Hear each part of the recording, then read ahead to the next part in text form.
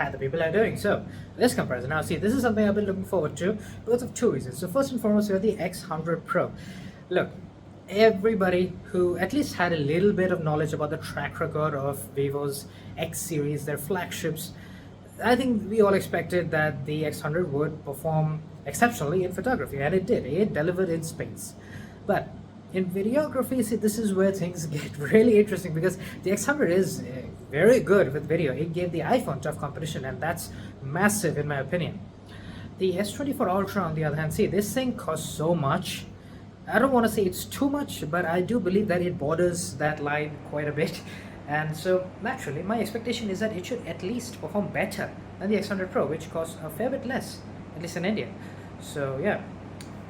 Now, there is one thing that bothers me a lot. I'm not entirely sure how the X100 is going to perform against the S24 Ultra, but what I do know is that I haven't still received that damn update for 4K on the front camera.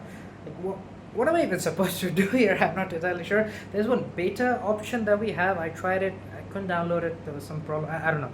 But whatever the reason, look, Vivo, just give us the damn update. It's just 4K on the front camera. Even though I don't give a rat's ass about it, I do want to test it out. Anywho, right here we have portrait video. And look, there's one thing that I do want to mention. I'm not entirely sure what's going to be the case in this particular comparison, but as far as I've seen the 1080p video that comes out of the X100 Pro, it is ludicrously high quality. Like usually what has happened is that even against 4K, the 1080p has looked almost as detailed, which that's the first time that I'm seeing any smartphone pull something like that off. It's ridiculous, but it is the way the X100 works somehow. But anyways, the fact about the cinematic video is this: you can sometimes get problems and there can be inconsistencies with the edge detection on that, but I do think that the X100 performs really well in that regard, especially when I compare it against the OnePlus 12. It was quite good. Now I don't know about the S24 Ultra. It looks kind of nice, but of course time will tell. Alright, so selfie video. See, what did I tell you? The X100 Pro's 1080p is, it's ridiculous. It should not look this good. It's almost as nice to look at as the S24 Ultra's 4K. That should not be happening. I don't know why it does. I can't speak. It blows my mind every time I see it. I've seen it twice now in action, the 1080p from the X100 Pro, but somehow every time it always surpasses my damn expectations. And also, I do want to admit that the S24 does have some smearing action happening. That's probably because it's stabilizing the video quite a lot, as opposed to the X100, which is allowing some jerks to make it into the video. Also, another thing to note is that the X100 is much wider with the field of view, which I do prefer personally. And then finally, the audio quality. I think the S24 had less background noise, but also some minor muffling happening with my voice, whilst the X100 was the bang opposite. Clear voice, but also a little bit more background noise. And then for cinematic video, I think both were pretty similar. The edge detection is very good on both. I'm not an advocate of cinematic or portrait video in general. I always find it to be very aggravating when a mishap happens with the edge detection, let's just say.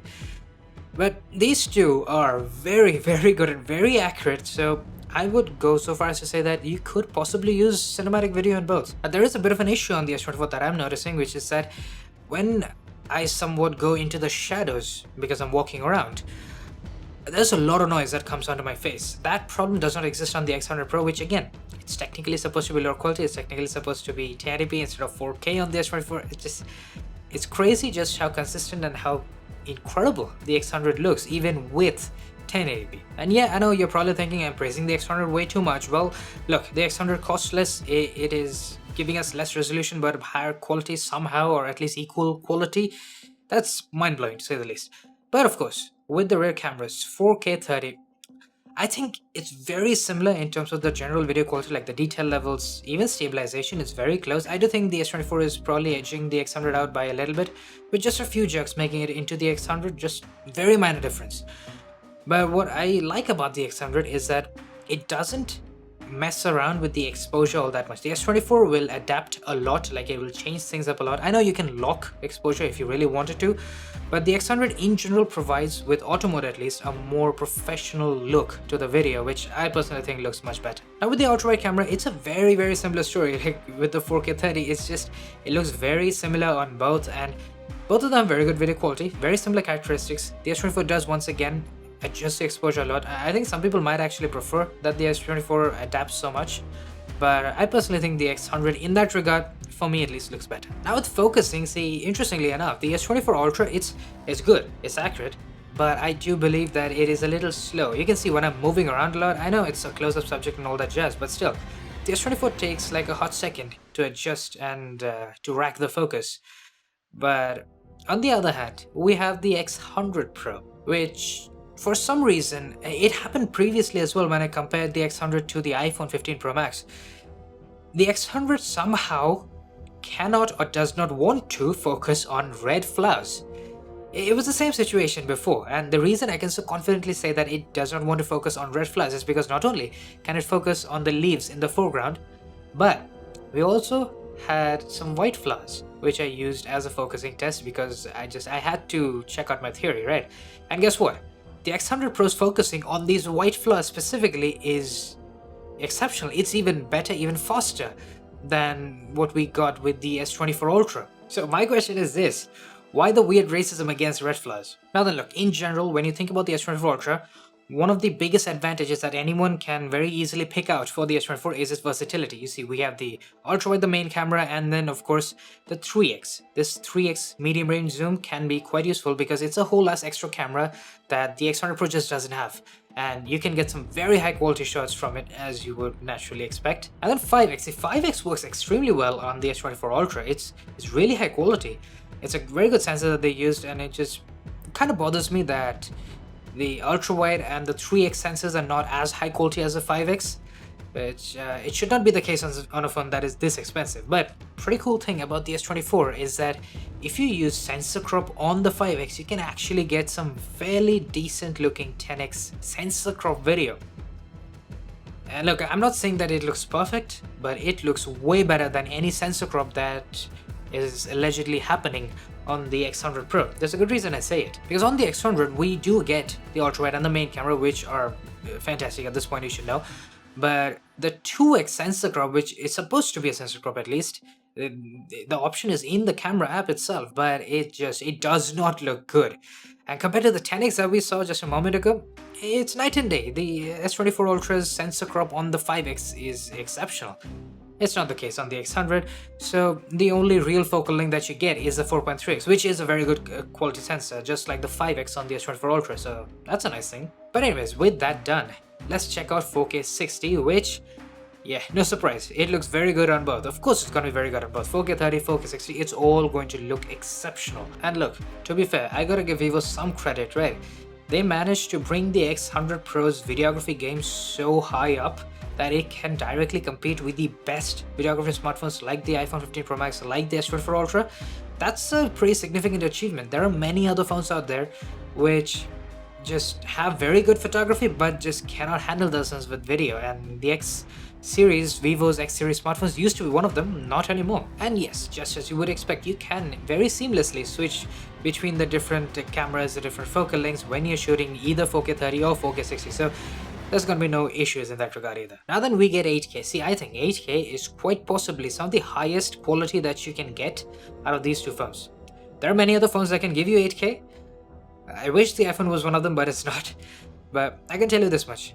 At this point in time, I think these two are the best for 8K, to the point that I would recommend actually using 8K instead of 4K, because you're not really losing out on anything except for file size, which is exceptionally high with 8K. That's natural, but yeah, the quality of the video, the stabilization, the exposure balance, the HDR, everything just works seamlessly. So why not use 8K, right? Hell, the S24 takes it a step further. You can use 5x with 8K. Now, I don't think it's all that useful except for bird watching or something like that.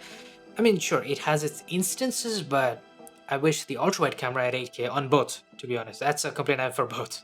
Now look, when it comes to super steady or super stable video, I had completely expected the S24 Ultra to pull ahead by a fair margin. But even though we are getting the Quad HD resolution on the S24 Ultra, and even though it sounds on paper it should be leagues ahead, it's really not. I mean, look at the video for yourself. Is the S24 a little bit sharper? Yes. Are there a lot of sharpening artifacts as well? Yes, absolutely.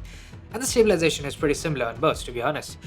But the fact is this, the X100, at this point we have proven without a shadow of doubt, right, that the 1080p video that comes out of the X100 Pro, it's exceptional. And it's odd that the 1080p, of all the things, is so damn good on the X100, whether it's selfie camera whether it's super stable video, it doesn't even matter. And yes, you can use the ultra wide camera on the S24 Ultra. Oddly enough, you cannot do that on the X100 Pro. But regardless, I do think that the S24, just like you would expect with the ultra wide, you get a little bit better stabilization, but you also lose out on a fair bit of quality. And now, finally, we have HDR video. Look, you're looking at it on SDR on YouTube, and you won't be able to get the full experience that you can from the S24 Ultra with HDR10+. It's just the way things are. If you really want to enjoy HDR, you gotta watch it in HDR. But of course, the whole compatibility issue is probably the reason I think why the X100 doesn't even include an HDR video.